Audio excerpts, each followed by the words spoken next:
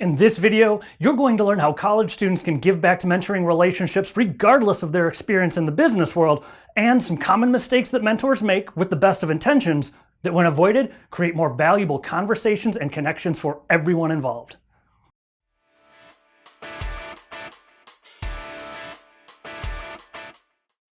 Hello, we're here for 8 unedited minutes about mentoring with Michelle Deishberg, proud Loyola alum, both graduate and undergraduate, and a Loyola mentor who now currently works in the marketing industry in the city. Glad you could make it out, Michelle. Thank you. Mark. Yeah. I'd love to jump right in. After our last conversation, everyone talks about giving back and mentoring, but you had a really unique perspective that took it beyond just the heart, the good feelings. You took it a step further. Can you explain why and how you started noticing that? Yeah, absolutely. I found that in my career, I've had a ton of people that have taken time to talk to me and give me advice and help me along with my career. And I think it's really important to do the same, kind of pay it forward.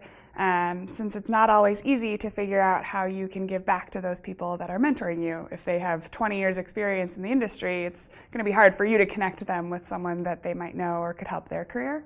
And so I found that as I've worked in my career and as I've learned more, I can give back to Loyola students. So that's a great opportunity for me to work with students and help them in the way that I've been helped by other mentors and other people that have talked to me. A lot of people, students especially, when it comes back to giving back, helping them network, just actually blanket, giving back to mentors, that is one thing they always seem to be stuck on. What would you suggest for them? Because that's exactly it. It's like, well, how can I give back? I'm just a student, and there's a lot more to it, though. Yeah, absolutely. There's a lot of ways that you can give back. As a senior, you can talk to freshmen and help them figure out what the college process is like, or how to apply to internships, or how to apply to jobs. Or even as a freshman, you can go back to your high school and talk to other high school students, juniors who are applying to college, what the process might be like, or how, what it's like to be in school. So there are lots of opportunities for you to give back. It just might take a little creative thinking.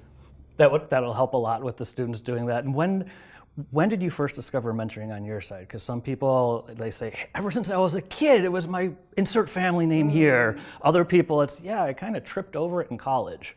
When did you discover it and really embrace it? Yeah, I don't know if officially the term mentoring was something that I've always related to, but I've always been searching and asking questions and asking people that have more experience than me what they think. And I found that in college, there's a few moments. I had a friend whose younger sister was a freshman, and I think I was a senior at that time and was living off campus, and every once in a while I would invite her and some of her friends or roommates over for dinner, and so we would cook together off campus, and I found that experience was really life-giving and really awesome, and she found that it was great to be off campus and to know someone who was older, and I think part of that mentoring relationship could start there.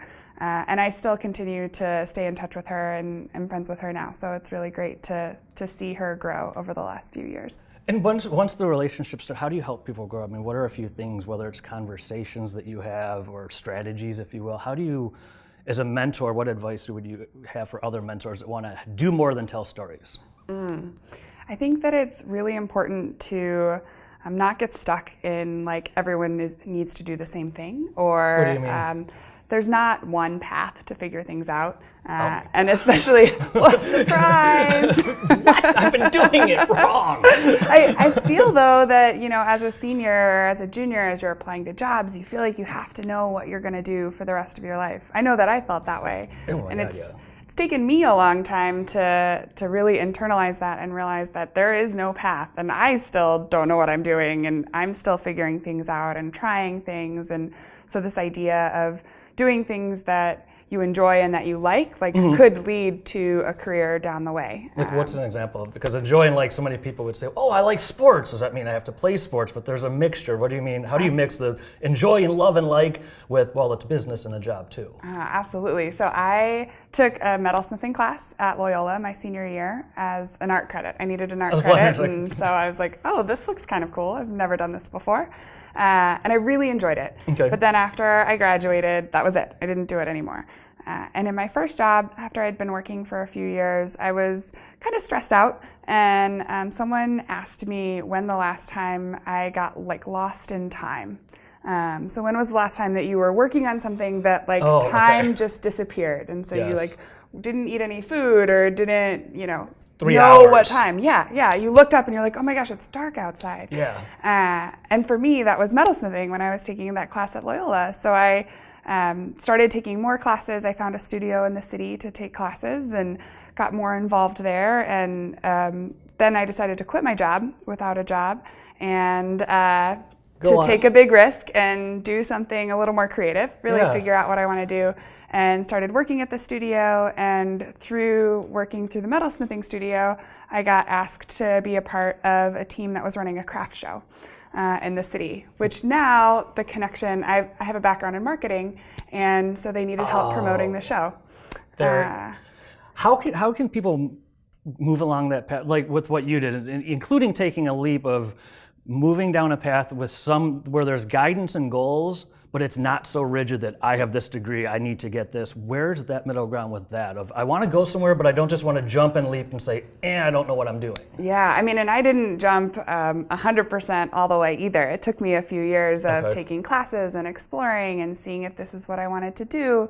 And so I think that there's lots of ways, whether it's organizations in Chicago or classes you could take online or groups that you can join and things that you can do that help you have more of that creative side or figure out things that you enjoy. And then maybe those eventually could turn into a job or a role or even a way to connect with someone that you're meeting at an event that could turn into a job, a good connection. Talk with what you said, networking's implied. That there's something, and it's not necessarily the traditional kind. If a student wants to get out and start doing some networking, it can be scary. What suggestions do you have, whether it's a more social event or arts, or what are the 2 things that you would say if you're just going to do these 2 things to start networking, do this? I think it's really important to, if you're going to a traditional networking event, to psych yourself up and to go and have conversations with people. And that might be really uncomfortable. And just know that there are a lot of other people in that space that are also feeling the same way. That's so important. Maybe they could make someone else feel comfortable themselves by talking and not being the wallflower. Yeah. And I mean, you can just start about the weather or something, but trying to find those pieces of information that you're passionate about or things that you are interested in can have longer term conversations than maybe just about this job or just about this one activity. So actually bonding, forming real relationships by talking about things that you're passionate about, not just here's my resume, what can I do for a job? Absolutely.